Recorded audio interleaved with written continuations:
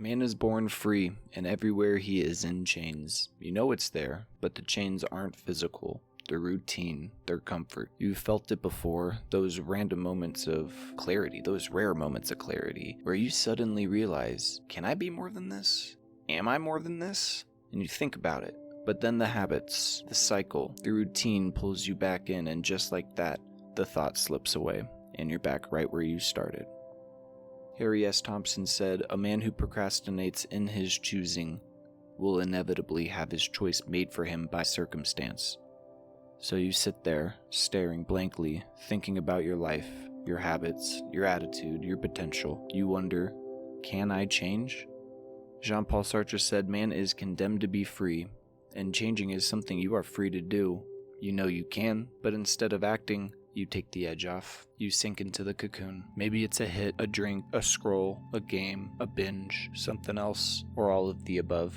Whatever lets you forget that uncomfortable moment of self-awareness, and it might not even be conscious. But tell me if I'm wrong. You don't want to ruin a good day by stopping the fun. You'll do it tomorrow. And on a bad day, you just want to make it okay. You'll do it tomorrow. And when tomorrow comes, you wake up and do it again. Then that random, rare moment hits again, and that dread of stagnation creeps back into the back of your head. Is this really my life? Am I actually going anywhere? You don't feel bad enough to really change, but you don't feel good either, or you wouldn't be thinking about it. Feels like you're drifting through a void. Purgatory.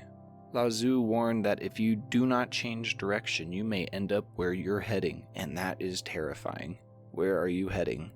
A lot of us are heading down a path not of pain, not of suffering, but not of fulfillment either. Just comfort, complacency, the illusion that is contentment. Every habit and faculty is preserved and increased by its corresponding action. The habit of walking makes us better walkers. Regular running makes us better runners. The cocoon feels safe. The routine is familiar. The escape, easy. And if you just don't think about it, then maybe, just maybe, you won't have to face the truth. Well, the truth isn't you don't know how to get out. The truth isn't you don't know how to break out. You just don't want to. Of course, breaking the cycle requires more than just wishful thinking. You need to sit in the discomfort, the craving, the restlessness, the quiet. It means doing things that don't feel good at first. When you're sitting there wondering, should I be doing this right now? Probably don't, but a lot of people have that thought and then proceed as planned. The cocoon won't just open on its own, and even if it could, that would be a problem too. Let me show you a scene from a show called Lost. We'll regroup in a second. You see this little hole? This moth's just about to emerge. It's in there right now, struggling. It's digging its way through the thick hide of the cocoon. Now, I could help it. Take my knife, gently widen the opening, and the moth would be free. But it would be too weak to survive. Struggle is nature's way of strengthening it. Now, this is the second time you've asked me for your drugs back. Ask me again, and it's yours.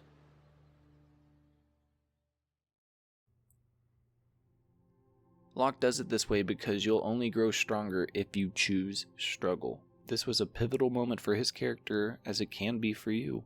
But it has to be your choice. It can't be someone else's. If you let other people do too much for you, if you always look for the shortcut, if you always run from discomfort instead of facing it, you'll be too weak to handle the real world. The world likes to throw curveballs. It will hit you with rejection, failure, suffering, uncertainty, and if you don't develop the strength to break through on your own, you won't survive when those curveballs inevitably come. Just like the moth, you'll be too weak to fly.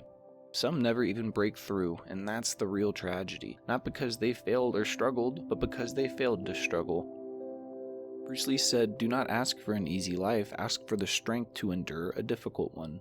The longer you wait, the harder it gets. It petrifies, turns to stone, until one day you'll think you can't move at all.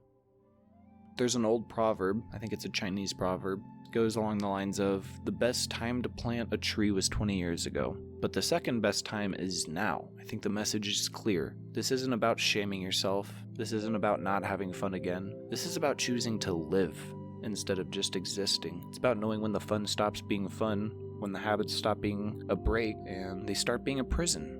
Breaking out is possible, not by waiting for the perfect moment, not by thinking about it until it makes sense, but by doing the things you don't want to do, by stepping into the discomfort on purpose, by remembering that the caterpillar doesn't wait until it feels ready, it transforms painfully, or it dies tragically.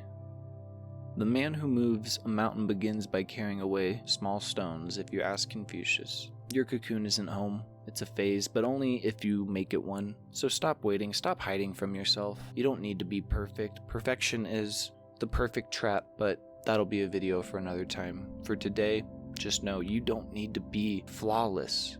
You just need to start moving forward. Because you're either breaking out or you're breaking down. So if you don't move soon, you'll die in your cocoon. Maybe next time I'll make the perfect trap video. But until then, make some wise choices.